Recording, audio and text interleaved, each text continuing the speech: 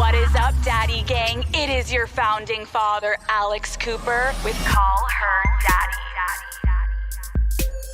Bethenny Frankel, welcome to Call Her Daddy. Thank you. You look stunning. How'd we pick the outfit? Thank you. I don't, it just arrived at some point in the last 6 months and I just park it and my outfits are like Toy Story, like they're just waiting to be played with. And so this is the one I picked out today. I thought it was very you. It's perfect. What are you doing in LA? What was I doing yesterday? Oh, I was doing a commercial for Synergy Kombucha with Flava Flav yesterday. Oh, how's Flava Flav doing? He's the best. He's great. Have you met him before? Fun. I met him on my podcast before. Okay. And he's really cool and really fun. So we had a great time. Spent the day with him. Fun. Yeah. Okay, wait. Do you like LA?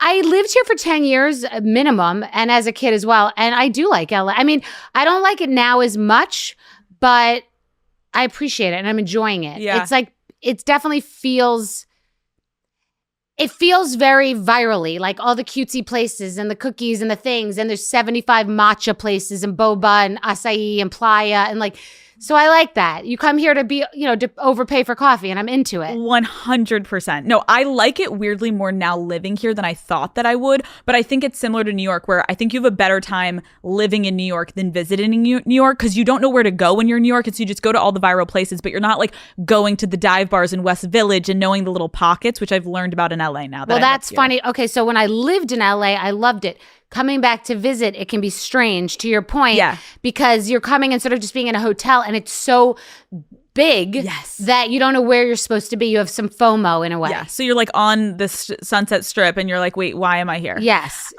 Okay, wait. You have a house in the Hamptons. I have a house in the Hamptons. You moved to Miami. I have a place in Manhattan and the Hamptons. I have a place in Miami and then further north in Florida.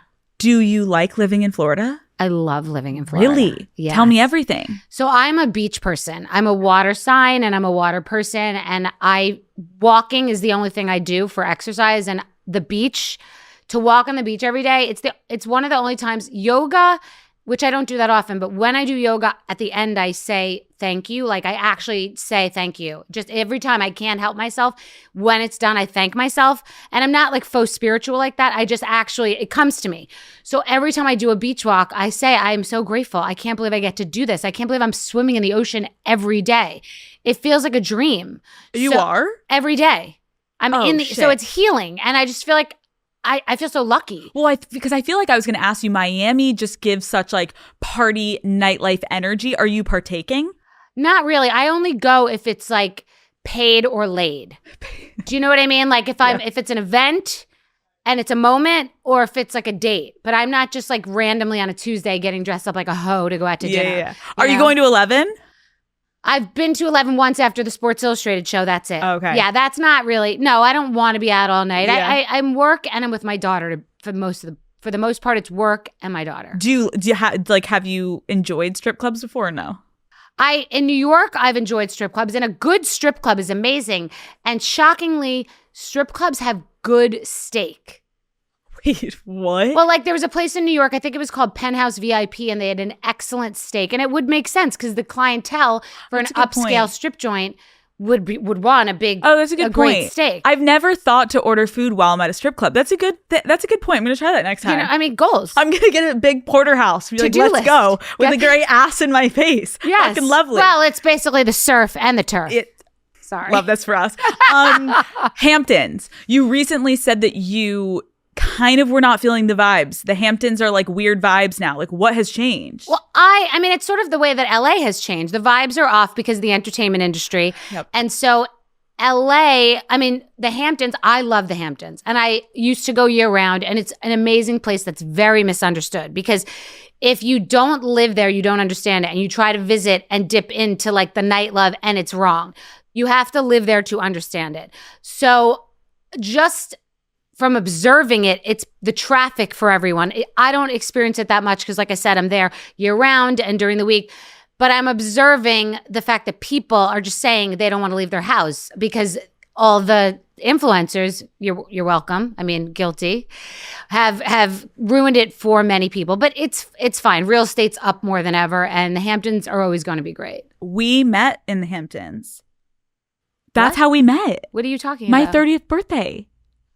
that was the first time we met. You're thinking I'm going all the way back. Like, I'm about to trick you. Like, one day I was at a coffee shop. And you were a cunt. And you're like, yes. Fuck. I came to your party intentionally. Like, I just was excited. It was so lovely. I remember you showing up, and it was such a crazy configuration of where the VIP section was. So, like, all the VIPs kind of had to go through the entire section of all of these fans, which was so fun to just see people like uproar whenever someone showed up. And I just hear people screaming your name. We had never met before. You showed up. What was your first impression of me? My first impression, I think you had did you have a bandana on your head backwards or whatever? So you had a bandana on your head, and you seemed so genuinely happy to engage with everyone. Like, you were very positive. You were giving them a positive experience, which I really appreciated. It was hot, and everyone wanted to talk to you. And I later... what's the show that you're obsessed with? The show with all the Love Island. Yeah. I didn't know. I've never seen the show, but my daughter in a video of me saw the two, the Rob and the girl. Yeah. And so she was freaking out. And a lot of people I knew there, a lot of the gays I know from the Hamptons were there. So I actually had a great time. And it was like a drive-by, but it was like really satisfying. It was fun. I felt the same way about you, where like you have this aura and this energy that when you walk into a room, it was so cool to see you basically kind of show up alone, and you were able to immediately mingle, hang out with everyone, talk with everyone. And I was like, oh, that's my kind of person, where like you can fit in any room and people are going to gravitate towards you, which I love. What would it take for someone to have you have a bad first impression of them? An energy, a negative, a better than, a put upon. Yeah. You know, but by the way, that can happen if someone's distracted, and people do, as a public person, people do read into the first moment, which is why you do have to make an extra effort, because just a nuance, just something just happened to you before can make you distracted. Or, you know, I've had people come up to me to take a picture in a bathroom, and it's been a little jarring, and I've been like, can we just have a minute? And then I don't see them, and I'm like running through the airport to be like, can you cut? Because I feel like I have to fix it. Right, because they're going to be like, Bethenny Frankel's a fucking asshole. And you're like, babe, I was just finishing putting the tampon up my vagina, but I was quickly just trying to. That horse has left the barn. Yeah, okay. But yeah. No, but also just for me, it's that their moment. And like, I don't, you know, and it's funny because I've seen videos on social media about people talking about influencers at like influencer trips or influencer this. And I won't spill the tea on exactly who, because there's no upside for that. But like, I have seen some of these younger girls act like that. And I can't imagine why they would, like, you know, you're out. They can't help themselves. I can see listen, I'm so much older than these young girls, but I see between them, the competition is fierce. I was just at this Amazon party, and there were literally hundreds of influencers, and I saw... It's dark. Full frontal cuntiness. Like, it's really crazy to watch. No, actually. Because it's crazy to see. I agree with you. I've met some people where I'm like, whoa, like, okay. Like, and then you wonder how long they're going to make it in the industry, because then you go to their page and they're so different online than when you meet them. You're like, oh, shit. And I've seen them really turn it on for like the brands, but be really bitchy to the other people. And I've seen it. I've seen it. And it's also like, I guess this is life. This goes past our industry. There are people at work that like suck up to the boss, and then they're a fucking dick in the room that everyone's hanging out in. And you're just like, you got to suss people out. And it's interesting. But when you're seeing millions of people think it's one thing and you know it's another, it's triggering. Yeah, I agree with you. Yeah. Okay, you recently went on a podcast, and I feel like the internet had basically something to say for every single thing that you said. I know. It was a lot. Why do you think you got so much backlash, commentary? Well, it's why there's almost no upside for me to do podcasts, but then everyone's saying, you know, and you do them and you know every sentence, because the person who has the podcast, yourself included, is going to want to feed out the comments that are going to get them. You're here for a business. So I'm polarizing. It's what it is. And actually, I think it's great if they stop talking, start worrying. And also, like, I can't believe that at this age, at this stage, things I say are still so relevant, and so they generate views. So good, it's business. It's business. I was going to ask you, aside from that podcast, like, do you in general read into the comments, or do you not care as much? No, I mean, it depends on what side of the social media I'm on. I don't have a Google alert on myself, so I'll just see it from going through TikTok, and then I'll see something and people will go, but yeah, and it's different comments that get picked up. But I don't care I don't really care at all unless I think I did something wrong. You know, if I think I did something wrong or if I could have hurt someone, then I care because I don't want to drag them into something I've said. But and not everything needs to be said. You know, not everything needs to be said, but I don't really ultimately care.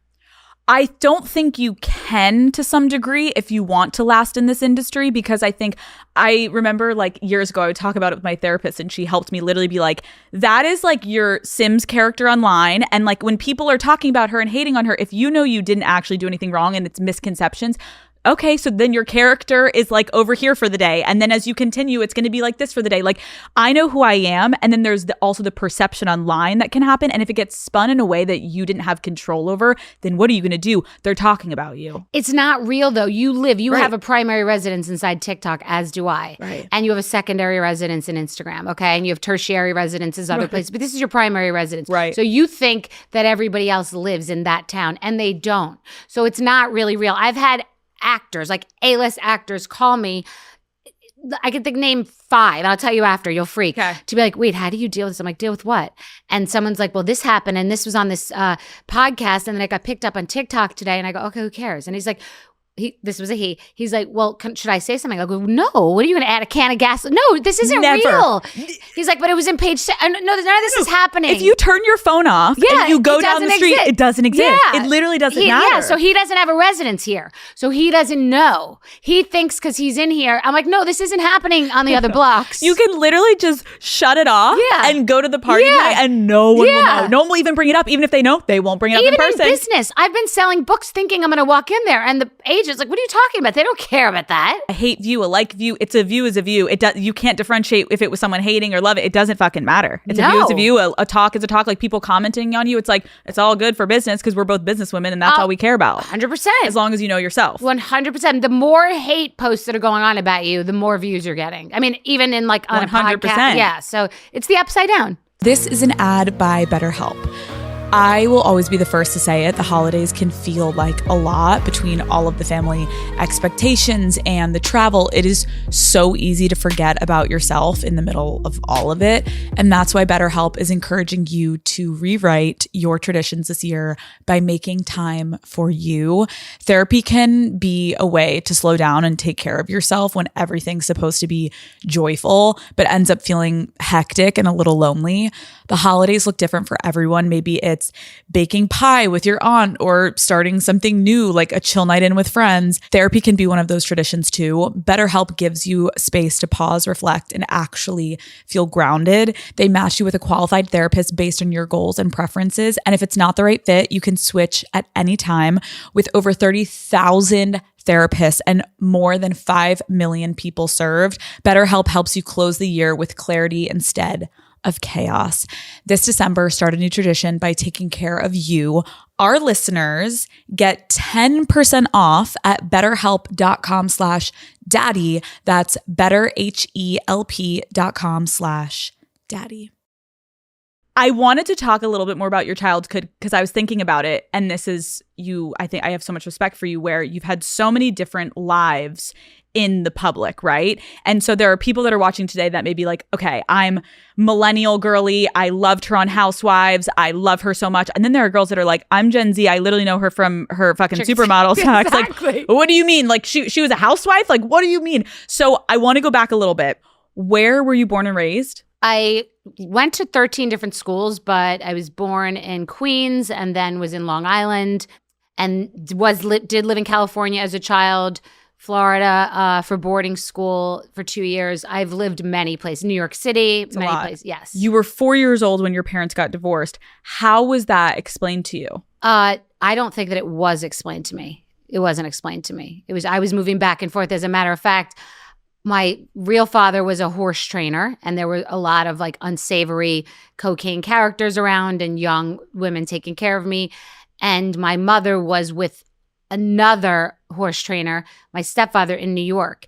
And she asked my father for child support, but he said that he would only pay her if I was with him. So I was like sort of like a pawn back and forth. And I remember being very, very sad and wanting to be with her. And then I entered into the crazy life of her and my stepfather, which was extremely crazy and extremely abusive and a lot of interesting. So with your father, talk to me about your relationship with him. Like, what did you think of him? I think you just love your parents because they're all that you know, and you don't know that you're growing up at the racetrack and with all these unsavory characters. But I did know that I did want to be with my mother. And I didn't speak to him, I don't think, from the time that I was 4 to like 13 for the most part. Okay. He was a horse trainer. My stepfather was a horse trainer. So, like derby, like race horses. Yeah. So there was a lot of competition between them, and they'd run together as buddies. So she was with both of them, and she was stunning. She actually looked just like Michelle Pfeiffer in Scarface at that time. And she did a lot of wear and tear on her body over the years and didn't look like that in the end. But she was very, very charismatic and beautiful, and everyone wanted to be with her. So there was that between them, and it was like constant. I was like a pawn, and there was a lot of competition between them over the course of my life. 13 years old, you reconnect with your dad. You said, like, was there anything you admired about him or you saw in yourself, or was it very polarizing? To be honest, I knew that he was this Hall of Fame famous horse trainer, and he lived in California. And so there was something like rich and intriguing about him. Like I would watch movies like 16 Candles or Pretty in Pink and want to be in this life and live with him, but he didn't really want me per se. And I didn't want to be in either world. I sort of fantasized about the life with him that I didn't have just because of movies, but it really wasn't like that. So you're an only child? I'm an only child. Okay. So that's like full pawn. They weren't really fighting about me, only at certain big ticket item times. Right. Like child support. Over child support and over my real father seeing me in winter circle pictures with my stepfather. And I kind of really wished that my real father wanted me, and he didn't. And then my stepfather told me that my mother never wanted me. And she had me on her 20th birthday, which is why usually my birthday is challenging. And this year it was a breakthrough.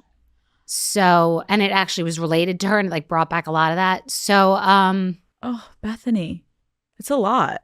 It's a lot. I don't think it's a lot. And then you ask it like that, and I think it's a lot. So, yeah. I mean, it's a lot because I'm also hearing like your stepfather and your dad, like there's like this like pissing competition between two men, and you're, yes, kind of this pawn that it's kind of like who it wasn't about me. Right. But it was about them, but then they used you to make it. And it seemed like to them, they were like, oh, it's about, but it's not about, it was about them. Yes. And they were all very, very messed up characters, like really like equally messed up people. When you had to go live with your mom and your stepfather, how was that? My mother was stunning, and her deadliest sin was vanity. I was talking to Chris Appleton today about this. I'm not a vain person, meaning like now I make more of an effort, but I'm not intrinsically a very vain person. I think that's actually evident in a lot of my content. Like you see, I don't care. Like, so I'm not intrinsically a vain person. And my mother was vain to a fault. So she had a lifelong eating disorder. And I caught her for the first time when I was 7 years old. She was throwing up, and she used to binge on everything and sauces and like torture waiters if it didn't come out like raw. And like, it was just like a constant like torment about her. And then she'd be in the bathroom for hours after every meal. So my mother was a lifelong bulimic, alcoholic, cigarette smoker. And she always wanted to be a model. And her sister was 6 feet tall and always wanted to be a jockey. And my mother was 5'4". And back then you couldn't be 5'4" and be a model. So she was very vain.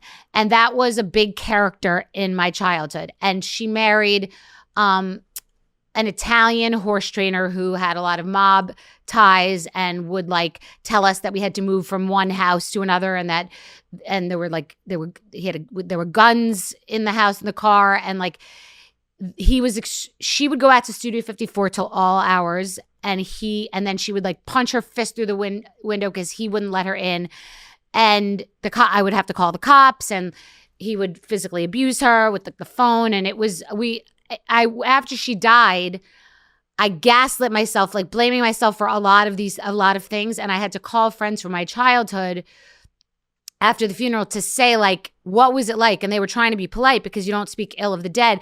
And they were like, well, she had a lot of interesting characters around and and I go, no, I need you to tell me because I'm now gaslighting myself because I read one letter she wrote that was nice to me. And now it's all my fault. And my friend Matt from high school was like, no, your house was criminally insane. Like, they were calling child services and there were cops there all the time. Like, that was not a house to be in. So it was a very there was a big transformation in me in the last year since my mother passed away. I like really went through something. I have a someone in my life that had that similar when their mother died.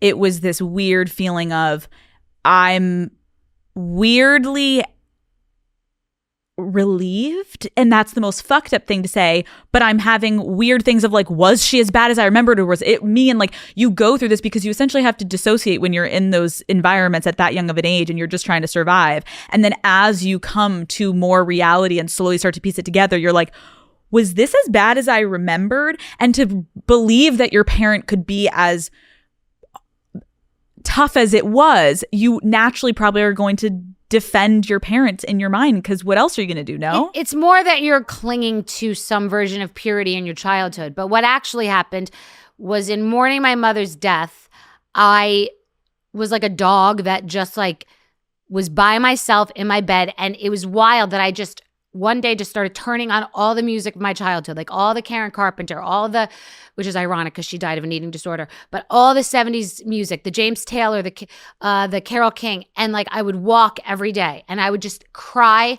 all day, all night. And I was literally going through the movie of my childhood, like digging through pictures. And I was going through, things were coming up that I was just like living in it.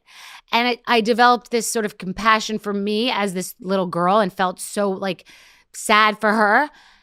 And then I also felt a compassion for my mother, who was 20 when she had me, and her father was very abusive, and her brother at 11 years old had to take a shotgun to his father to stop beating on his wife. So it was generational trauma. So I called him. I was calling people to like get story. I didn't have to. I just ended up forgiving her or just like letting it go because I had compassion for her. You know? I do think it's very relatable that you're sharing that like there's a weird thing that happens too where you're finding the forgiveness, but it also doesn't mean that everything that happened to you was okay, right? Yes, it's generational trauma, but also like you as an active adult now, I'm assuming, are actively making sure that you're giving your daughter a very different life than you had when you were in that household. So as much as it is generational trauma, there is someone eventually, hopefully, that stops the pattern, which it appears that you're doing. But when you look back at that younger version of yourself, like, how do you think you would cope in those moments where you're alone in this house and there's abuse and there's guns and there's all these things? Like, what did you do to survive? Okay, hold the coping thought because I want to answer that. But you just said like basically break the chain. Mm-hmm. But what you said reminded me of the parenting of my daughter. It's actually the pendulum swinging in a good way, but where it's I think of when Jennifer Aniston said that Brad Pitt was lacking a sensitivity chip. With my daughter, I have to intervene in myself to validate and have compassion for things that she's going through that are so superficial and teen because of how I grew up, like the life that she has and the private planes that we've been on and the experiences of L'Oreal Paris Fashion Week and sports. So like it's very hard when she's really upset about something. That is, when something's real, it's real, but that's like so... I have to like just validate and be compassionate because inside I feel like, I mean, you don't even know what it's like, but that's not something to compare it to. That doesn't invalidate what she's going through as a normal teen who feels like her hair looks ugly or her skin or something. I'm just saying it's all relative to your circumstances. Yes. And so you're comparing it to your childhood and Bryn's like, what are you talking about? No, and I don't say it to her. I mean, she knows, she's aware of some of my things. I'm just saying it's something that goes on inside. It's drastically different. So you have to like, and I do. She'll cry over something that's not that big of a deal, and I'll make a big deal out of it. Right. But and you're like, wait, inside, this matters. Yes, and I'm a strict parent. So the coping as a child, I believe that is why I'm the way that I am now, and so like resilient and pros play hurt and like a beast. And you know, very few things flap. I'm unflappable in ways. because I think I was very analytical. I was always alone. I was with adults, unsavory situations happening with adults. And I was always, the only friend I had was my mind to like analyze things, like why they were happening. So I think it's why I'm emotionally intelligent, because I was always analytical. How do you think that your relationship with these father figures in your life influenced you as a woman with men? Well, my mother would say, I married these men because of you, because I wanted to take you. I gave up my life for you. So she would say that, but she did instill in me, never, ever, well, never be with someone on the racetrack, but she said never be with someone for money. Like she really was, or I just got that. I'm not sure if she ever said that, but I feel like the choices she was making were monetary. And so that is probably that in addition to my real father being a Hall of Fame horse trainer, like a very successful person, I think it was just ingrained in me to get it for myself, even when I was tempted to not get it for myself and wanted someone to take care of me. But the money noise was instilled real young. Having a parent who has addiction, having alcohol addiction and, an eating disorder, how did that impact your relationship to food and alcohol? Alcohol, not as much. Like I remember my mother with all her different cocktail phases and like it feeling somewhat glamorized and me being given champagne at 7 years old. But I don't have an addictive personality except for to organization. So I don't have an addictive personality. So because of all the chaos in my life, I have to be in control. So I have never really had a worry. I love a cocktail. But it's ironic that I created a cocktail business and had an alcoholic mother. It's ironic that it's called Skinny Girl. I have a brand called Skinny Girl and I had but I've never had, I've had, probably like in my 30s, always on a diet. You can't have this. I wrote a book about this, which released me, unshackled me, because I was always trying to control and constrict but because I also had a mother who took me to an obesity clinic when I was 7 years old. You know what I mean? Because I weighed 81 pounds and should have weighed 78. Bethenny, so, pause. What? Yes. What? Yes. Saint was it St. Mary? Mercy Hospital. How did Rockville she explain Center. this to you? Why you were going? She had a confusing, she would say to me like, I want to come back as you. And there was a competition with me. And as you probably saw, there's a lot of poetry probably in that costume, the Scarface costume. I looked just like her, just with dark hair, had the same features.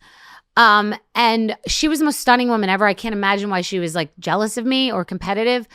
But she used to tell me like that foods that like fried tempura, she would say to me that it was really light and that because it was the Japanese fry it differently, so you can't gain weight on it. So she would be like one direction of like wanting me to eat and then other directions of like having an eating disorder. So you were seeing like her trolley of laxatives and her like stopping the car on the highway to, because she had had too much coffee, she would say.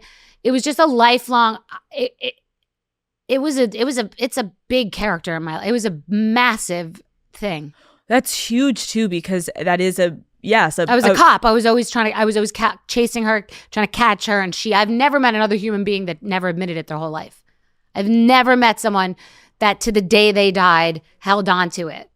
But that's a complete product of an eating disorder. A lot of people like to watch other people eat because it makes them feel whatever, it's making them feel better or whatever. But then also looking at you as a mini version of herself, then catching moments where it's like, you need to look this way, but then it also kind of gets her off when you're looking a little bigger than her and it's a competition. And then she get really triggered when I looked small. She didn't like when I lost weight. Right. So you go to an obesity. What do you remember about that? I just remember knowing every single diet and every single rip out and every single magazine and every single, that used to be called the stewardess's diet and the Atkins diet and all the Scarsdale. She had it was just, but she didn't have to diet because she was just, I could never throw up, and I've never had an eating disorder. I've never made myself sick. I've never starved myself, but I've always been aware of it until my 30s when I wrote that book, because I realized you could really eat anything you want as long as it's like you're not binging. But she could eat I had a bad relationship with the food because I was always restricting. She was always eating cheeseburgers and all the things because she was throwing it up. So she was just like able to eat everything. Well, and as a woman, like having the woman who's raising you have such an innate just like issue with food and it being her whole personality, like it's like how would it not affect you? But then to hear also that's one part, then it also being your mother and impacting the dynamic, because in moments you can feel this is manipulation, she's wanting me to eat the tempura. It's like your sense of reality of like truth and what's not truth with your mother must have been like, oh my God. And then, but how about fast forward to now? Like the reason I know so much about food is because it was an endless, and but both my fathers too. It was a character in my house also, like food and the Haagen-Dazs ice cream and the bagels from drive 45 minutes to get the bagels in this place. Food was a massive character my whole life because my mother was either frying chicken cutlets at 2:00 in the morning when you came home, or we were at a restaurant every single meal. So that's why I have so much food. I know so much about every scintilla of food. I think something I remember reading about you is you did eventually cut your mother off, right? Yes, after my wedding. Okay. After my first wedding. Can you talk to me a little bit about how you knew it was time to make that decision? Well, it's been very interesting to have people who are all about family and therapists advised me not to contact her. That was sort of validation because there are many people that I dated who are like, but your family, but it's your family. And then when they really would either meet her or get under the hood or really understand the details, they would say, like, I really think, especially when my daughter was born, and I only reconnected with my mother because my daughter asked me so many times to meet her, and I never wanted her to pass away and then my daughter to have this vision. So she met her and she experienced a bit of what it was, even... You know, my mother, my daughter was, I don't, how old was she? She had to be like between 8 and 11. And maybe it was, how old is she now? Like, let's call it like 11 or 10. Okay. And so my mother, she'd get on the phone with her. My mother would be nice to her and talk to her about art because Bryn was into art. But then Bryn would be like, how are you? I think I'm going to die. Like, she would be like, I think I'm going to die. Or I'd say, that's not appropriate. I don't think, and she'd go, oh, I can't fucking stand you. Like with my daughter on speaker, and then she'd be like, when we saw her in person one time, she'd say, no, I've gained like 15 pounds. She was literally like 80 something pounds. I'm like, we don't talk about weight in our house. Like it would have been like a dam opening up if we had any relationship with her. Everything she said was like a landmine for something I don't want for my daughter.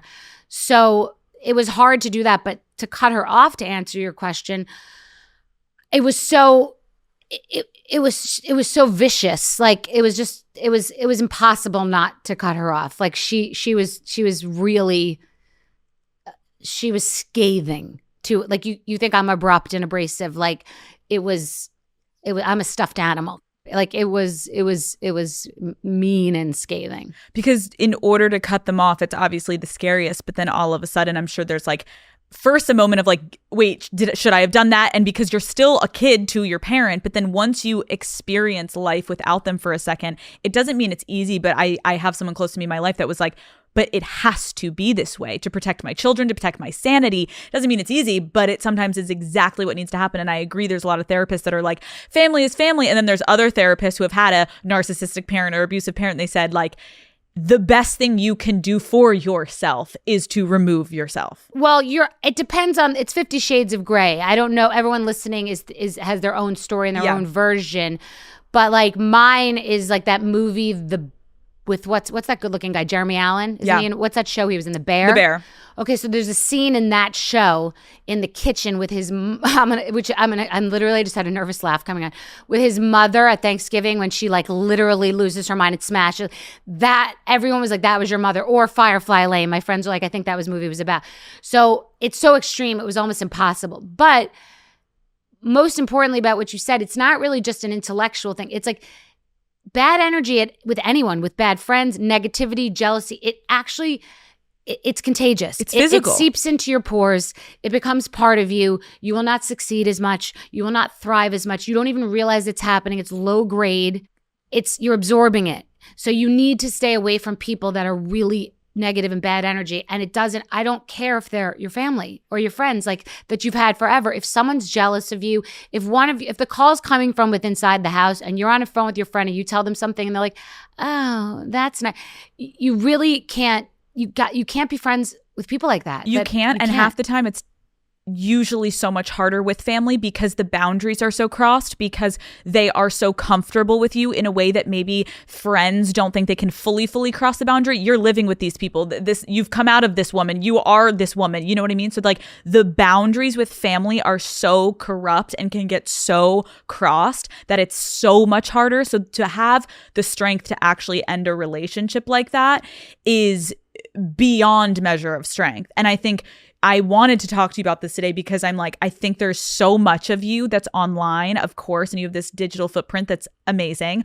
But there is this like hard exterior that has allowed you to survive your childhood, but then it's made you really fucking successful, right? Yes. And so, yes, it was a bad that you turned into good. Doesn't mean it didn't hurt. But I remember reading somewhere you had talked about how like because of your childhood, you gained this like hustle mindset, essentially, right? Yes, but also I think that I've connected to an audience because they know that other part is underneath. Because I don't wear my story, but it comes out sometimes, and so they're aware. If I was only hard, that's too much, and it's not intentional. It's just I'm not only hard. I'm just that's the shell that is so easy to be there, and yes, that's made me so resilient, but we always go back to the dynamic of who we are with our parents. Someone could be a billionaire who invented the spaceship, and the minute they get back with their father or mother, they'll like be back in that dynamic. You regress.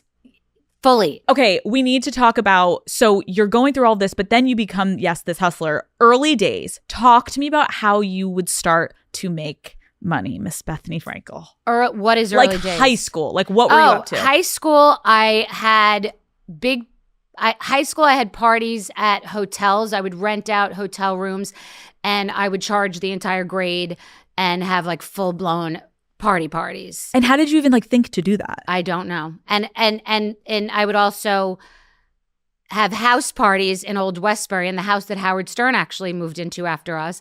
And I would have the local volunteer cops in Old Westbury work to help clean up the next day, and I would charge everybody. And you're insane. I love it. I worked at a bakery. I've had there's not a job. I can't think of a job I haven't had. I was a hostess at La Scala. I was Jerry and Linda Bruckheimer's assistant. I was Kathy Hilton's assistant. I worked at Island Pictures for Chris Blackwell. I worked under Lorne Michaels at Broadway Video for this guy Barnaby. I worked everywhere. And to get in these rooms, how the fuck did you do this? Totally accidental. Totally it's connected. Just like each moment in time. Hostess at La Scala, met Kyle, started working for Kathy. Hostess at La Scala, met a woman who was going away and worked for the Bruckheimers. I was a temp and then I was just always working. I've always But don't worked. you believe, Bethenny, like I think even advice for young people listening, especially with careers, it's like you would think, being a hostess at La Scala, the fact that you spoke to Kyle and then had the wherewithal to like, it's a personality thing where then you're like, no, I'll follow up. I'll get the phone number. I'll do the thing. Hustle. Because a lot of people will be like, oh, I don't want to overstep. I was a hot walker at the racetrack. I used to walk the horses when they come off the track to cool them off. I would give them the bath and then you have to cool them down. So I've had every job, but it's more about work ethic. And people now, because of social media, and they think like everything's just easy. Nothing's easy. And to sustain is to work hard. And I've always been a worker, and you don't do any job if you won't do it to the best of your ability. So being the best hostess, being the best person printing copies at different studios for different shows, working as a PA on Saved by the Bell. No one in this entire industry will ever say that I didn't work hard. I've always worked hard. But what did you actually want to do? Like, what was your dream? I thought I wanted to be an actress because my mother, which was a defining traumatic moment, told me when I was probably in high school that she had been offered a Disney contract for me when I was little, but she turned it down. I don't even know if that was true, but my whole life it tortured me because I thought it would have been much easier. And I used to beg her to take me into the city for auditions and she wouldn't. And I just used to beg her to ask friends because she knew this one guy who used to produce commercials. I would beg her And she was an actress in college, and she never helped me. And I wanted it so badly. And I probably wanted it just for like the fame, just for like the attention and the love. I didn't understand what acting was. And I don't think I was good at it in the Lifetime movie, but I didn't think I was very good at it because I don't think good at playing someone else. You're better at yourself. I think I figured that out, but that didn't exist as a genre. Isn't that so crazy though, that like with parents, the fact that there's a big chance that that is a complete lie and she used that to make you feel small so that she can feel also better about like her acting, life. Or it was true and she didn't ask me if I would want to do it. I was going to say, so there's that, and like both is pretty bad. It wasn't great. I tortured myself over it for years because I thought I could have had it could have been on the Mickey Mouse. And then look what the fuck you did, bitch. Well. Here we go. So you get into your 30s and you've talked about how, in your 30s, you were at a very different place than most of your friends and you're still hustling and you're still trying to figure it out. Then you end up getting cast on Martha Stewart's Apprentice show. For anyone who is not familiar, first of all, you need to explain to them what that show was and how did you get this show? Well, I was out with a group of people at a dinner, and they were talking about the Donald Trump Apprentice. Now, keep in mind, it wasn't the Celebrity Apprentice. It was the regular person apprentice. And I just overheard them saying, I didn't watch a lot of TV, I don't believe, and I didn't know about the show. And they were saying that people were competing and having like lemonade stands, and like it almost felt like an adult scavenger hunt for a job. Now, I was broke. I was living in New York, and I believe then it was a studio apartment. And I said aloud something about like I'd be good on that. And this one guy that I've mentioned in my books, I won't say him again, he sort of taunted me and said, "You'll never get on that show." And I said, "You mark my words, I'll get on that show." But I was talking about the Trump Apprentice because Martha wasn't on yet. So I went and got this guy I was working with to buy the least expensive, smallest video camera you could find and film me selling my cookies at this trade show. So he sent it in, and there were thousands of people that sent it in. And I went not only to the callback, to the interview, to the callback, flown to LA to be sequestered for a week, went from 50 people down to 18, and I was like an alternate, like 19, but they didn't end up needing me, and so I didn't get it. And I was begging and crying in my room every day. I was like, please, like, I remember listening to Jessica Simpson and Britney Spears songs and like manifesting it, and you weren't allowed to leave your room. You were sequestered. It was torture. And it was at a DoubleTree, and they had those good cookies. And I was like tortured, and then I didn't get it. But this is about connecting and networking. Most people think it just dissolves. I kept in touch with the casting people. I kept texting them. I kept whatever. And they, I guess, because I was a natural food chef, had me in mind for the Martha one that Mark Burnett was going to do when she got out of jail. She launched a talk show and a reality show, The Apprentice, on the same literal day. And I was like, this makes sense. So I went back for the sequestering again, went through the whole thing for the whole week, and I handled it differently because I realized in between those two moments that the first time I was going for a job interview and I wanted the job, like I thought it was a job interview and to tell them how proficient I was and how smart I was.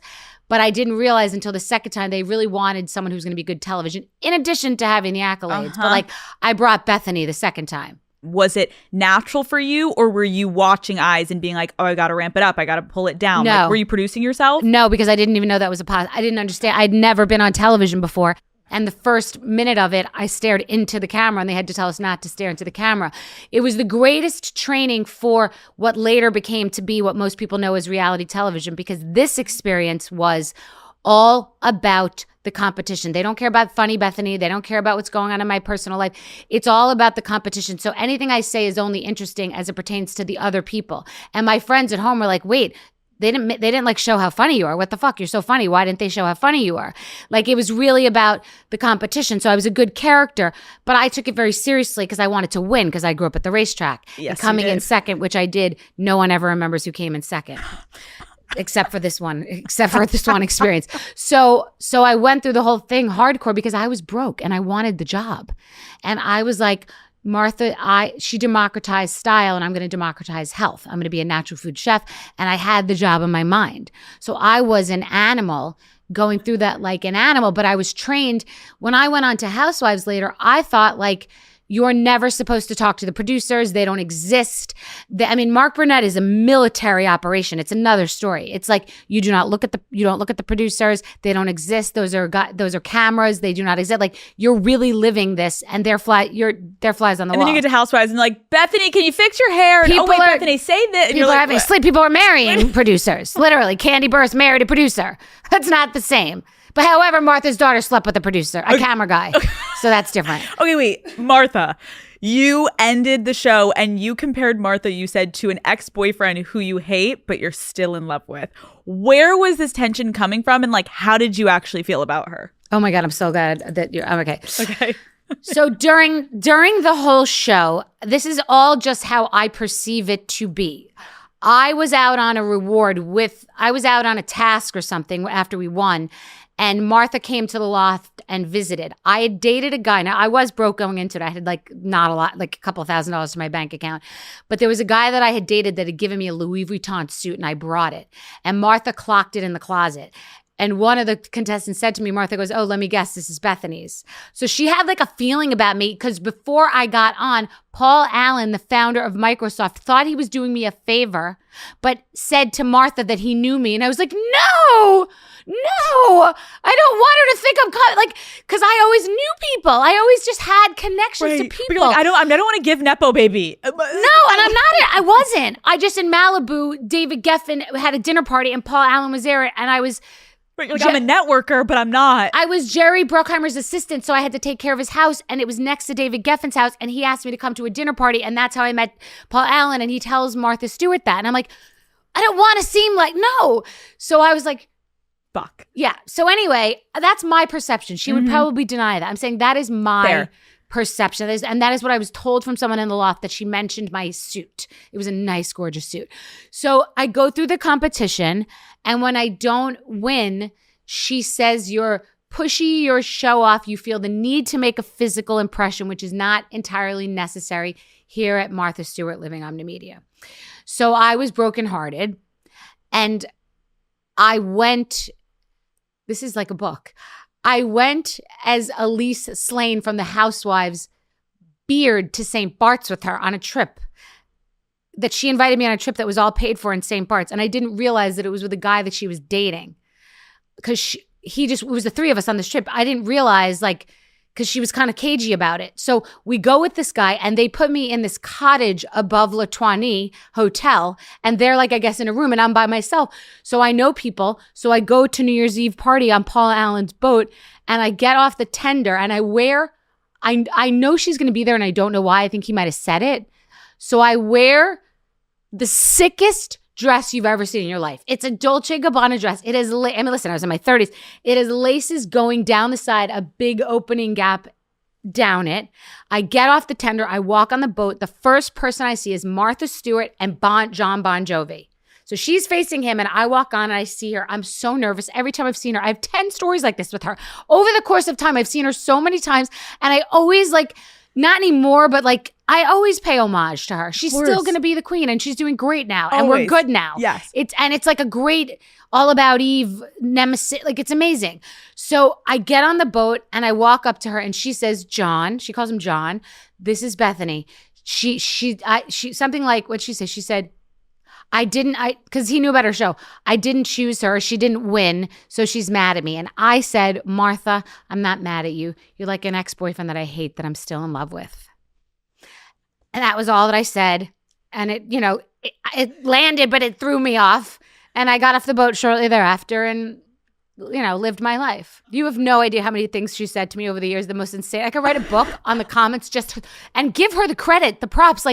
It's like she would have been a great housewife, because when I ran, and even though she's not over the top and when I ran into her at Nobu, she had a comment there too, and I had a comment back too. She and I would have been great. She wanted to do a show with me years later. Wow. She wanted me to be, we have so many stories, Martha and I. And then I saw her at the Jingle Ball, and she was like, let's take a picture. And it was all good. But I gave her the flowers. I always kiss the ring with her. Yeah, kissing the ring, because she's always going to be an icon. I respect her gangster. And she gave me respect on a show. And she was asked, wait, you didn't pick her. And she said I was wrong. For her to say I was. Huge. So we've respected each other. Love. It's been, I like it. It's the room stops for me if she's somewhere and I'm there. If you had to choose, would you rather go back and do another season of Housewives or The Apprentice? Housewives. Because there's no upside to not winning The Apprentice. You're so competitive. I love it. You know what I mean? There's no upside. Who's a better boss, Martha or Andy? Andy wasn't my boss. Okay.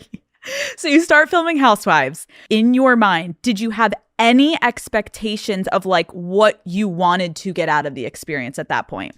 I was a natural food chef who wanted to be on some version of a cooking show. The head of the Food Network told me, stop coming in here with all these different production companies. You're never getting on TV. And his name was Bob Tushman. And he literally, because he was annoyed that these different production companies, like I think it was Gordon Ramsay's or there was another Gordon Elliott maybe, different guys, Bobby Flay's company, Rock Shrimp, they would be interested in me and they would want to come in. But I got cock blocked from the guy running the place who later left and other people wanted to do shows with me. But I wanted to do a food show. After starting to film The Housewives, I didn't have a contract yet. And I went in and met with people in Bravo in LA about a food show. And when New York got wind of that, they got real nervous and they gave me a contract real fast. They didn't want me to take the food route. They wanted me to take this route. But I thought, I had a boyfriend at the time and he would say, just only be a natural food chef, only show your cooking. Like we didn't know what this was. This was a new animal. This wasn't a proven concept. So I thought I was going to be able to just walk in there and just like only be cooking. And literally days into it, I said, there's going to be if there's an audience, they'll be tuning in and investing. So I'm going to give them the real me. I'm going to give them all of me. And okay. So I made that decision. I wanted to get out of it success and to have a business. I had no idea what though. I wanted to be a chef. This concept of reality television was such a new concept. So to actually think that you could become something from it, but also become a businesswoman, an entrepreneur, and create products and lines off of it was so new and not even a thing when you started. So it's like, I started that. That's what I'm getting to. It's like, it wasn't a thing. So it's like, you're kind of dipping your toes into something. There is no blueprint yet, which eventually you start and you create. But talk to me, early days, you become a fan favorite, obviously. Why do you think you were a fan favorite? Okay, so it wasn't a thing at all what you're saying. And I didn't even understand what the show was. They had Orange County, but to Ramona's credit in the comment she got killed for when she said New York put it on the map, it was because they weren't in a media city. They were in Orange County. So yes, the show was on and they were getting 800,000 viewers or whatever. And I remember seeing it peripherally. But New York, there was a New York Magazine article and it was a media city that we were in. And it enraged real socialites for the media to be calling us socialites, for Jill Zarin to be showing invitations. It enraged. And I know this because of the night I accidentally crashed the Met Gala after party, totally accidentally. I was eating dinner in like not even nice clothes. And some of those real socialites were saying it was like driving them crazy because like this person's not a socialite. They're real socialites and they would never do this show. So the show, I got paid $7,250 in my contract for the whole season. That was my first contract. And for me, I turned it down for a month. And then I said, it's not that easy to get on TV. And if it fails, no one will know about it. And if it succeeds, then it's something. But we didn't think it could succeed to this. We didn't think it would be a cultural phenomenon. Right. You know, I said that to someone. I said, this feels like it could be. And they laughed at me. It was Billy Joel's publicist. She was like, please, it's not a cultural phenomenon. It was a joke of a show that it was preposterous that we were being called socialites when we were train wrecks. You know, I really was an iconic, amazing time and we all were fresh. And it was the best time that reality TV has seen, honestly. No, it was. This episode is brought to you by Schwarzkopf Keratin Color. It honestly seems like everyone is obsessed with knowing about your romantic relationships, who you're dating, who you're sleeping with, who's on your roster. But there's another relationship that deserves just as much attention, in my opinion, and that is the one that you have with your hair. Your hair can really tell your story. Are you in your single blonde era? Are you in your cuffing season brunette? You know how it goes. Write your next chapter with affordable at-home professional quality color from Schwarzkopf Keratin. Schwarzkopf Keratin Color's 3-step bond enforcing system even helps strengthen hair against combing breakage for hair that looks and feels healthy. Thinking about going blonder? Keratin Blonde can lift your hair up 4 to 9 levels, whether you're looking for a natural blonde or a platinum statement. Worried about grays? Maybe, always. The Keratin Root line is designed for targeted gray coverage. The Keratin Root Permanent Color Kit provides 100% gray coverage in 10 minutes, and the Keratin Root 2-in-1 spray delivers on-the-go coverage. My stylist, Jacob, shout out, love you, uses Schwarzkopf Professional on me at my salon. So when I heard that I could have Schwarzkopf Keratin at home, I knew I had to tell you guys, Daddy Gang, you deserve to be getting the best. And trust me when I say this, it is a game changer. The process is so easy. You can literally do it while listening to this episode right now. Daddy Gang, it's time to take control of your next hair chapter with Schwarzkopf Keratin at home color.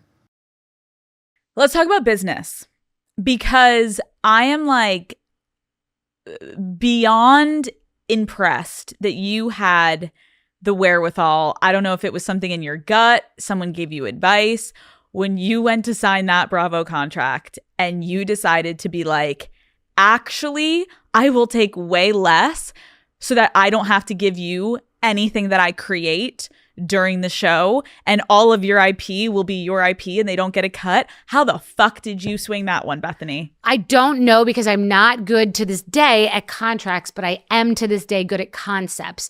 I will sit and like ruminate and think about something and what it means, and I don't sleep a ton. So when I'm between sleep and wake, some other angle of something will come up. And my whole career, and for business people out there or future entrepreneurs, it is people only focus about the money, and I don't only focus on the money. I focus on the other things that end up making you so much more money. So if it's that, it's the bigger picture about freedom in the future. And I had nothing. So there was no reason for me to think of that. There's I don't know why. It's a gut instinct. Or for me to not play any games in a negotiation at a certain point in Housewives because I know I'm getting a spinoff.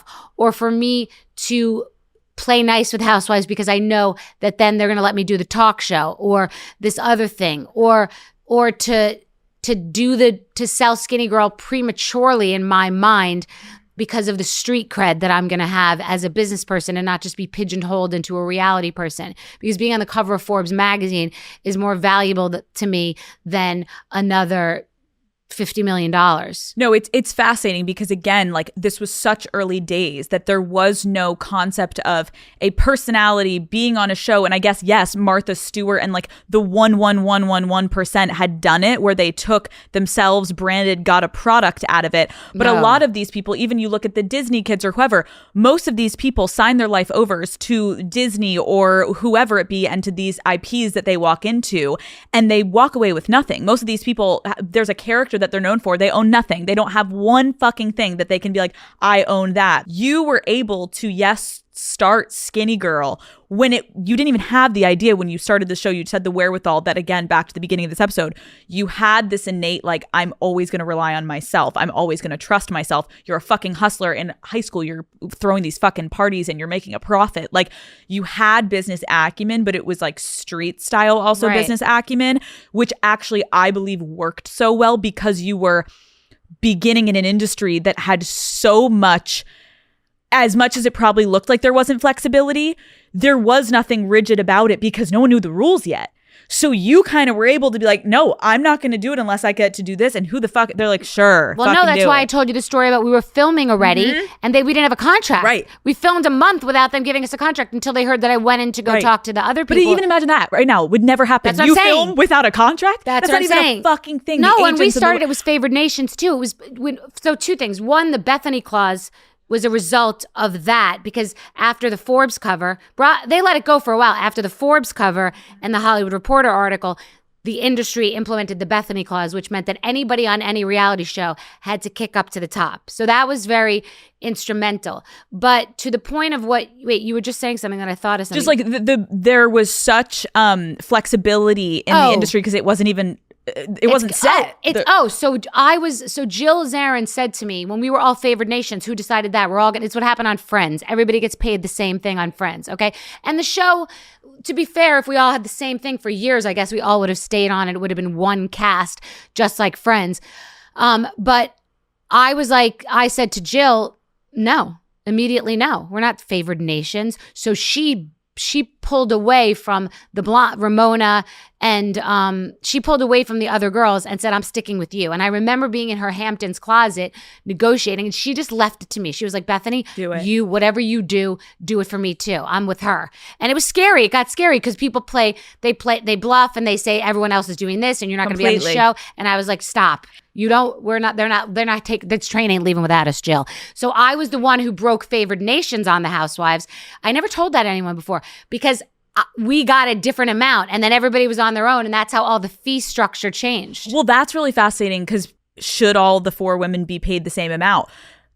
You can say yes, but then it's like, but if you're going in and you're going to renegotiate, you're not going to be like, I'm going to renegotiate for all of these 3 other women. I'm going to go for what I can get as a woman in this industry where I know this could be fleeting. I've got my chance. I'm going to go fucking renegotiate. And if these other women are so pissed, they should go do the same fucking thing. What is that? What do you mean? Should everybody negotiate the same? Is LeBron the same as the schmuck sitting on the bench? What are you talking about? LeBron's LeBron. But do you think people would argue, well, you were all doing the same job? No, because not everybody does it well. Some people play it safe. Some people fly under the radar. Some people don't get dirty. I could name 5 people that I've been like, hi, there's a camera there. And if you think I want to get this fucking muddled and shit for I'm doing it for the better like, of the say group. It all. Yeah. Yeah. No, like that's why, like Ramona deserved her coins. She fucking Yeah, did. but there are others who would do one thing on camera and then another off camera. Can you name one person? I do not. You don't want to get into it. No, I just don't. It's not worth. I had to ask. The fucking I'd get isn't worth the fucking I'd get. Okay, but you know I had to ask, guys. Don't get mad at me.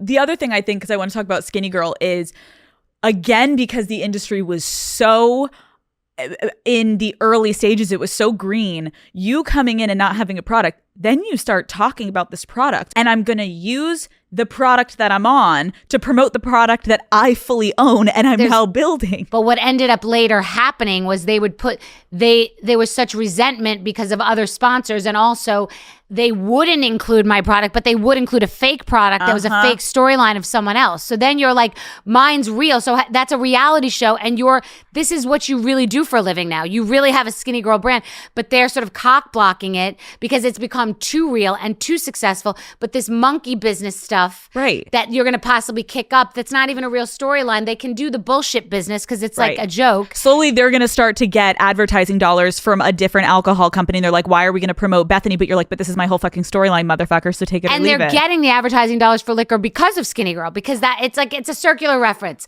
But yeah, don't hate the player, hate the game. 100%. How did you come up with the name? I said to Luann, she was making, darling, you're drinking tequila. And by the way, go look at the stats. Women weren't drinking tequila then before the Skinny Girl margarita, because in college people would drink like brown tequila, but women weren't drinking tequila sodas. So I had already come up with this recipe, not to be a drink, just because it was what I wanted to drink, to not be drinking sugary margaritas. And I ordered it, and she was so appalled by the fact that I was drinking tequila in that scene that she was like, you're drinking tequila? It was not something people drank. Women did not drink like tequila on the rocks. And so she was like aghast at that. And then I told her it's a Skinny Girls margarita. I had come up with Skinny Girls. And later, I didn't want it to be skinny with a capital S and a G with a capital S. I wanted it to be just all lowercase, flow together, no S at the end. And it would have been Skinny Margarita, which I would have been a multi-billionaire by now, but you can't own the word skinny. So everywhere you go, you can order Skinny Margarita. You're welcome, but you can't own the word skinny, just like you can't own the word bread.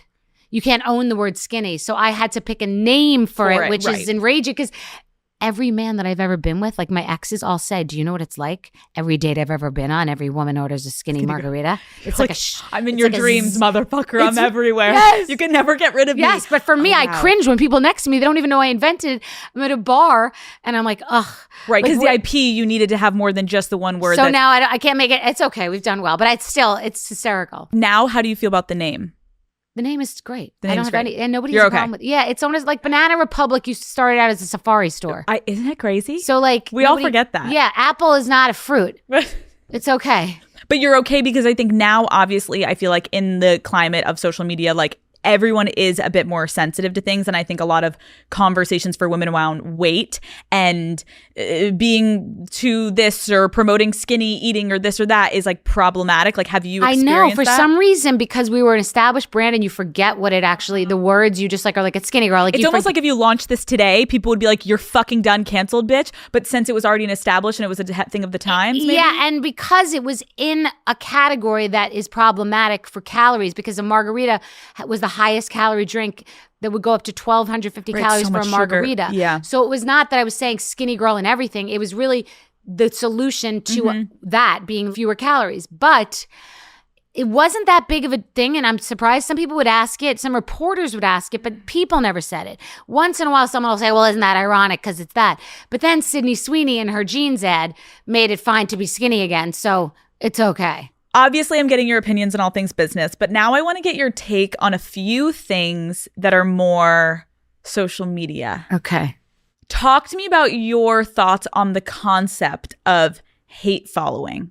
What a great question. I think I like hate follows to me when people are hate following me, because it's a great time to clap back and give a little nice slap, you know. I think I like that. I don't know if I hate follow anyone. I've never had a separate account that people say they'll go have a secretive account. I'm not that person. I'm not a snooper in someone's drawer. I just have things that like are surprising to people. So I don't think that I hate follow many people, or I do and then I stop.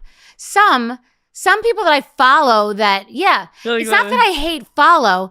It's that I follow some people that I greatly dislike, but it doesn't mean I don't like their content. Yeah. Do you know what I'm saying? I might like something that they're doing, but I might not like them. But yeah. I like that for you, where you're like, but please bring all the hate follows to my account. Sure. The more the merrier. Sure. Win is a win. Okay, next.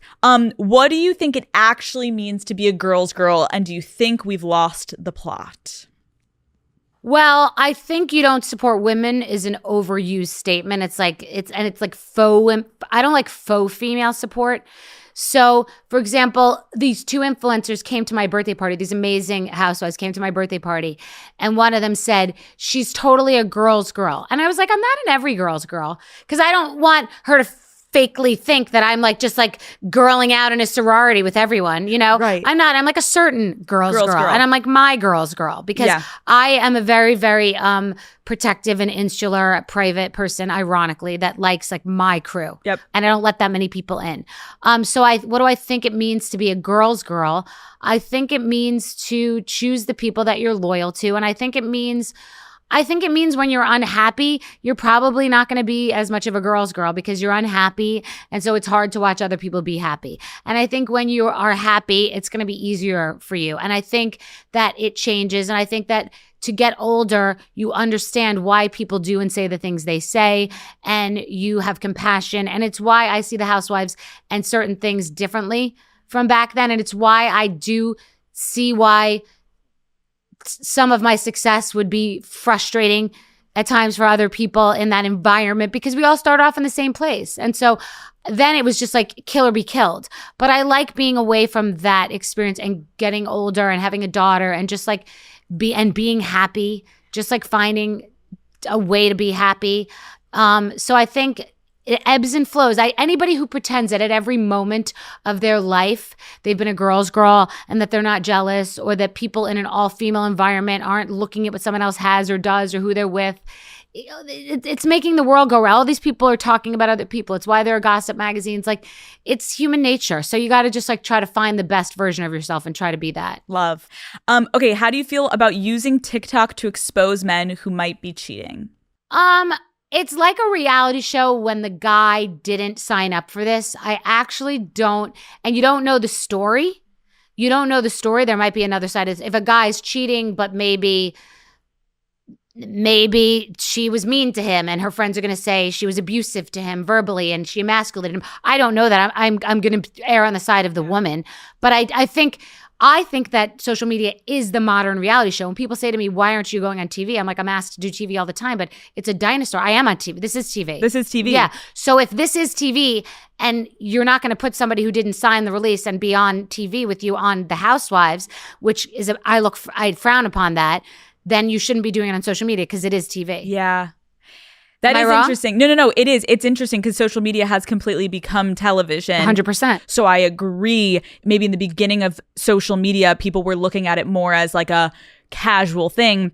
And now has become where people are creating businesses. People are putting shorts up. People are literally funding scripted television shows. And they're not television shows as in going on syndicated TV. They're going on YouTube as television shows. Well, wait. This is why. It's getting crazy out here, Bethenny. Yes, but this is what it was like when I was on reality TV, but even more so the Wild Wild West. So if someone has to sign a release to be on reality television, but doesn't on social media in the back of your video in a restaurant, why when this is getting more views? Way more. More eyeballs. It's so crazy. Right? So if a guy's cheating behind me, he can't sue because he was just behind me, but why could you sue on a television show that you didn't sign a release? Everything is on the internet, so then should the internet now be held to the same standards as because the an FCC NBC hasn't gotten involved? No, because we want to get away with murder. Absolutely. But yes, I'm like, please don't. Yes, but it's fascinating. Yes. Interesting. There was a trend that was recently going on where I saw people saying, if your best friend cheats on the guy.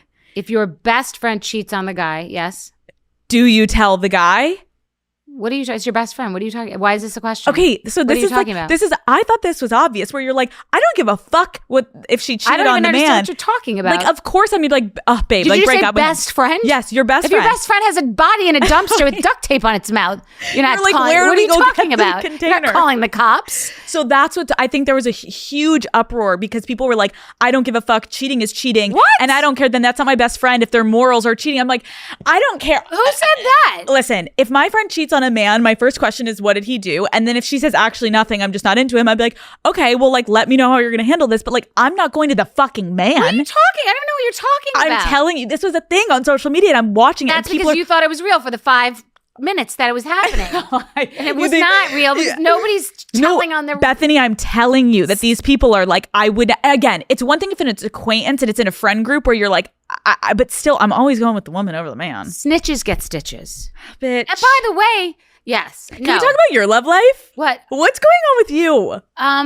What's going on with me is this is for women who are at all ages dating, is that at each stage that I've been single and open for business, I've thought like I had either aged or priced myself out of the market because that's what everyone tells women. And it's not true because I have a new dating concept that has exploded beyond. Okay. And Do you I'll want to get share? into that. Yes. It's called the Core Community. It's a dating membership community, and it's based on intention and integrity, and you have to want a partner right now, and there are rules and you can be kicked out, but it is completely debunked that men only want younger women, that there are no good women, and we have so many couples already, and it's the most amazing thing I've ever done. I did it as like a social experiment and it exploded. So are you launching an app? And so I will launch the tech eventually.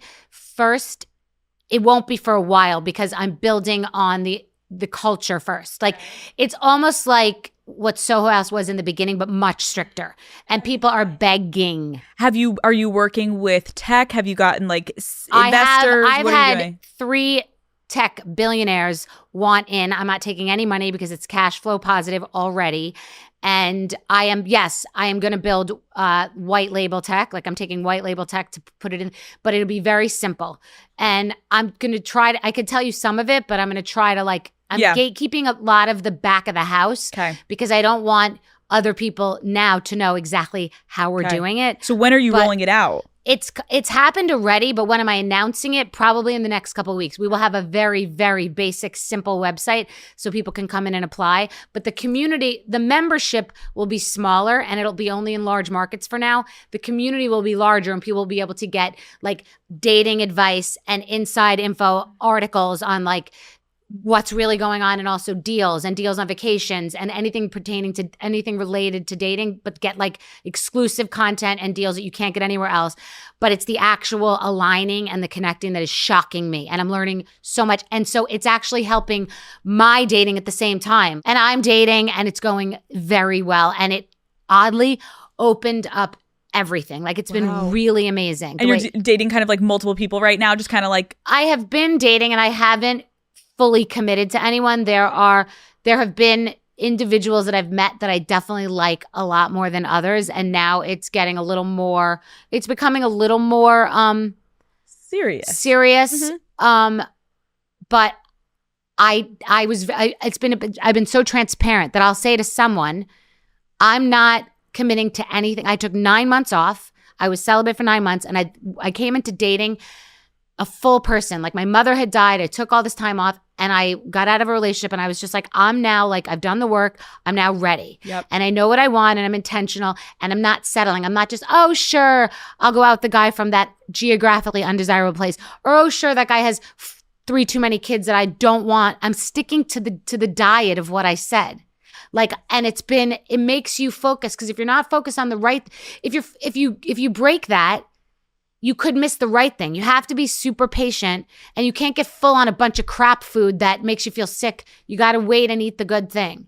So does that make any sense? No, I love this advice so much, because I agree with you. It's almost like if you continue to entertain shit that in the back of your head, you're like, I know this is not what I want, but like, I need someone right now. You literally could be missing that. You actually, instead, if you were single and you didn't entertain that, you would have been going on a solo date, or you'd be out with girlfriends, and you would actually have potentially met the love of your life. So stop going for the crap. I agree. Call Her Daddy is brought to you by Tinder.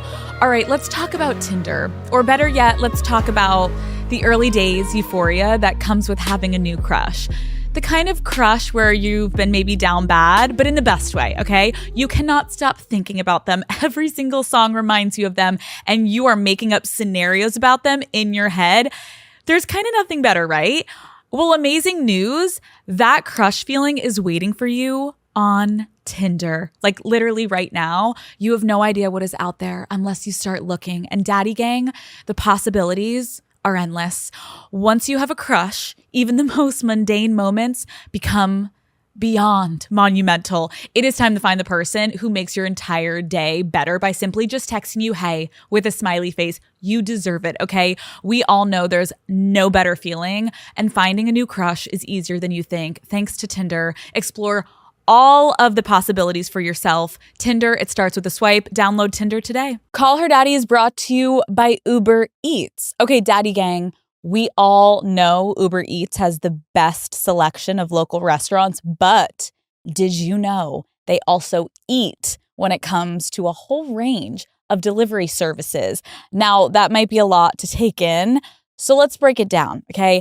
Uber Eats isn't just for locked-in salad bowl lunches or pre-gaming with Ty. When you can't make it to the store, you can just get about anything you need delivered straight to your door with Uber Eats. Right now, you could be checking off your whole shopping list, okay? Of course, I'm locked in on Uber Eats when it comes to getting my lunchtime sandwiches or a good delicious meal after work. But say I need a little cocktail at the end of the day. Uber Eats is my go-to spot to get all of the ingredients I need sent to my door.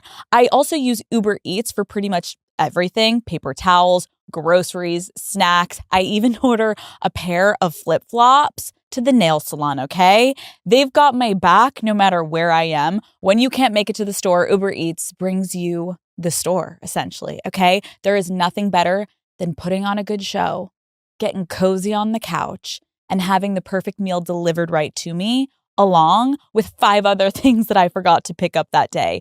Uber Eats makes it easy to have it all. Get grocery, alcohol, and everyday essentials in addition to the restaurant food you love. So in other words, get almost anything with Uber Eats. Order now. For alcohol, you must be legal drinking age. Please enjoy responsibly. Product availability varies by region. See app for details. In an op-ed you wrote back in the day, you basically talk about how you initially wanted to call off your first wedding, right? And your friend kind of talked you out of it, but there was this gut feeling. And I think for so many women listening to this podcast, I have so many young women who are probably at that point right now where they're actually trying to decide, like, is this the one? Is this not? What do I do? Like, can you talk to me a little bit more about like what your gut was telling you and why you decided to go against your gut? First of all, if you're trying to decide, then the answer is no. If you don't know, yes, it's no. And if you don't love it, if you don't love it, you don't like it, no matter what it is. It could be a shoe, a meal. If you don't love it, you don't like it. And I did that more than once because I had no role models as a good relationship. So, and I've had, my biggest problem has been, allowing someone to love me and me convincing myself that that's enough for the both of us. So I'm always chosen instead of now being intentional and choosing.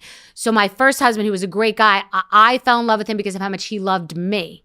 And so I was trying to convince myself because I just wanted anything but my childhood. So I wanted to be loved properly and be with someone healthy who would be a good father. And I did it again for the same reasons. And now I'm going to not be with someone and commit to anyone until I choose. So right now, no one's getting my commitment, even though people would like it. Because right now I'm saying I need to be 100% sure before I commit to someone. I'm not, and now I don't have the time to waste.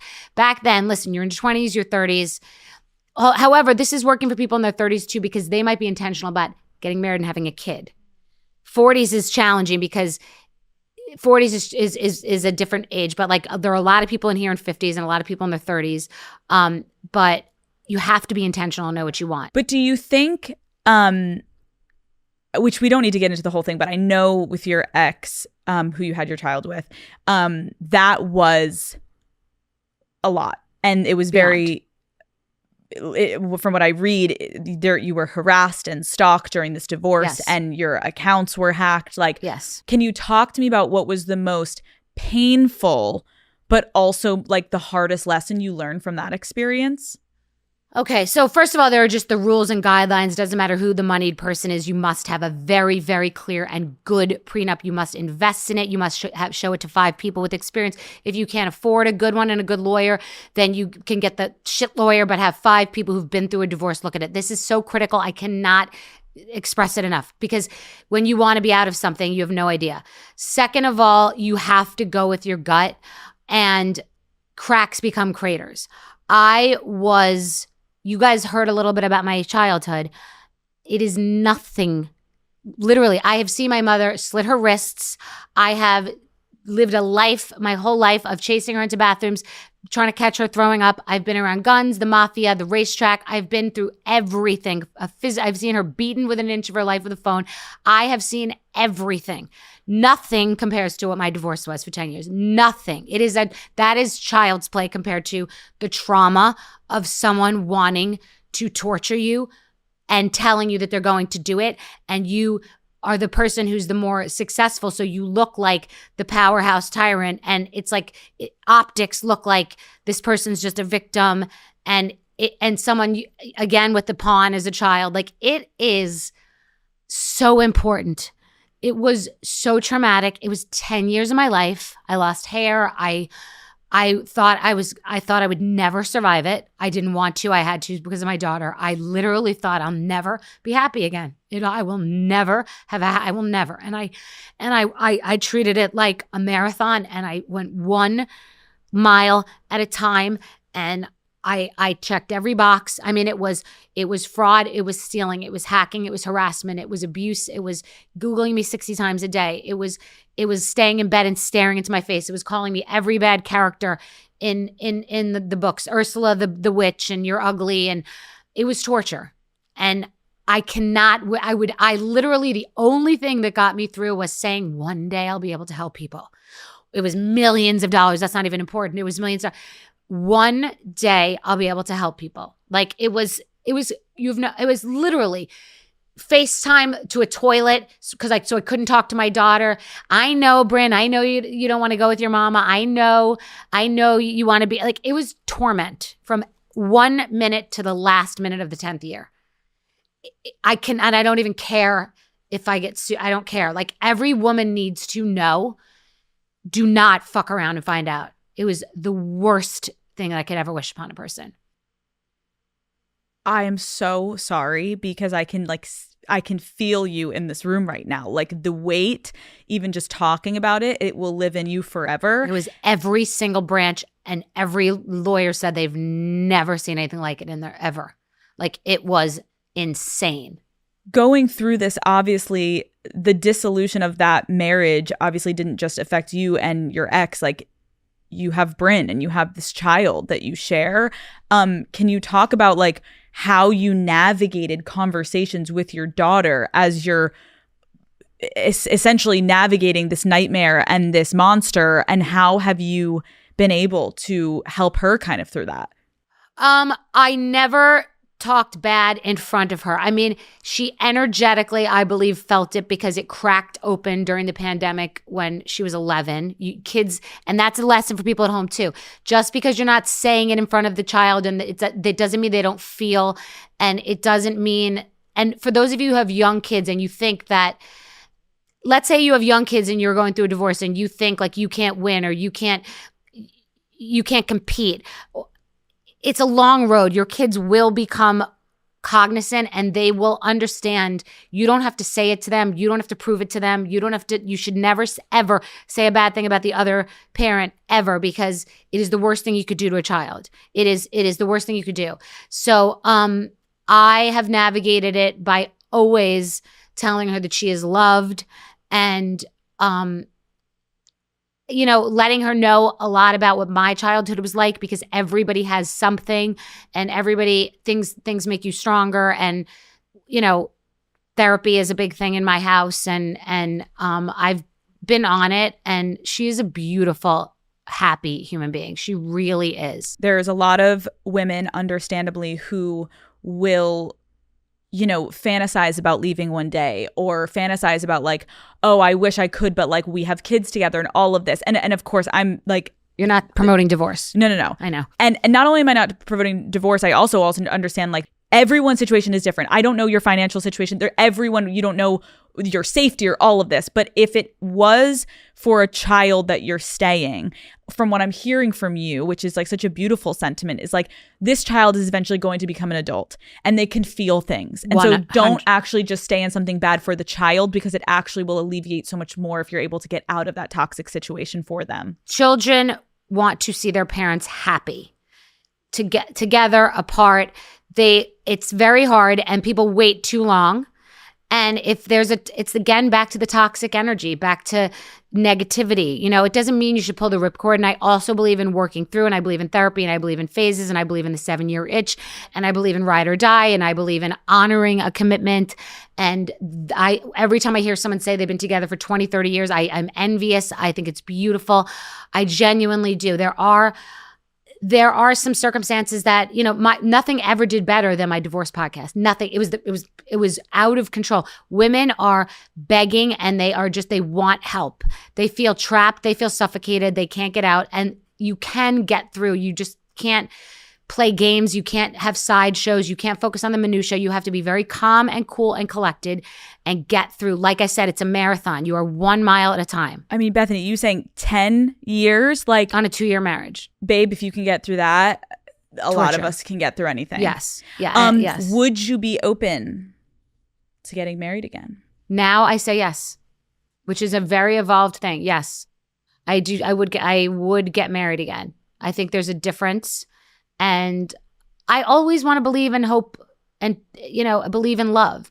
And also, like, there is a thing when I believe in the gender roles, because there is a thing when a woman is more successful and has more money than a man, and it can create dynamics that you think in the beginning are okay and they might not be okay later. And I just really have your eyes open. Have your eyes open and go with your honest gut, not what society tells you, and not feeling shame for wanting to get out of something either before it or during it. It's beautiful. Okay, last, what are you really looking forward to in 2026? In 2026, I'm looking for, I'm a in the moment present person. I'm not thinking about 26. I'm thinking about today here with you. Wow. I'm not even thinking about the next thing I'm doing. I love it. I like to be in the moment and be present about Amazing. Where I am right now. I am so happy you came on my show, because I think I was hoping we would do a little bit of everything, but I am always so fascinated by women and business women and founders and women who are making it in this industry, because there is no denying. And I'm not saying that our jobs are the hardest. I'm saying that like having public opinion and a lot of like commentary in your life, like it can either make or break you. And I think you're someone who has been through the ringer and you've gone over and over and over and over every single mountain and all the things, and you're still here and you've recreated yourself and you've also stayed true to yourself. But she also has a sensitive side that I don't get to see as often. So thank you for trusting me and sharing your story. Well, thank you. Can I say something to you? Sure. Okay, so a couple of things. And after, I'm going to spill some tea with you in the other room. But Okay. a couple of things. Number one, when a couple of people that I told I was coming on, or I might have done a video that I won't post until it airs, Okay. I was like, she's a boss bitch, and I've watched her work. Like, there's an essence to you, and you've been busy both times. You've been at a party with a bunch of people, and then we were at your show in Phoenix and then Vegas, right? And I didn't get to talk to you that much, not in a way that's like I thought about it because you're so busy. But I can see like the passion and the integrity in the work and the fact that you care about the details. And I really get it. But additionally and importantly for sitting here, I've seen this with different people. I remember going on with Gayle King and her knowing every chapter and having like bookmarks in my book when I went on for my book and being like, wait, she like read the damn book? How many books? But here today, the preparation that I can see that you did, that this is like this is like your major job. Like this is your primary residence. Like I have said to people that have said they want to go deeper into my podcast and stuff. Like I was like, that's not my main, like I like it. I like it. But like I'm fine at it because I just sit down and just like riff and it's like a throwaway, right? But like you deserve the success in this podcast because this is like hard work. You're sitting here with like thorough, copious notes and research and things you knew about me that no one's ever asked. So like you deserve your flowers in this space because I very much respect hard work and like Thank you. preparation. And like you're excellent. Like I shouldn't even be doing this. No. After Stop. this experience today, I may like give my podcast to someone as a charity. Like, Shut the fuck no, up. I'm being serious. No, I appreciate that. I really, really appreciate that. And mine's Cheeto. Yours is like a slow roast that's been in the oven all day. Mine is like a fucking bag of pork rinds. Takes 5 seconds. both- There's no nutritional value whatsoever. But both are so different and fun to consume. But I really appreciate that. And I appreciate you.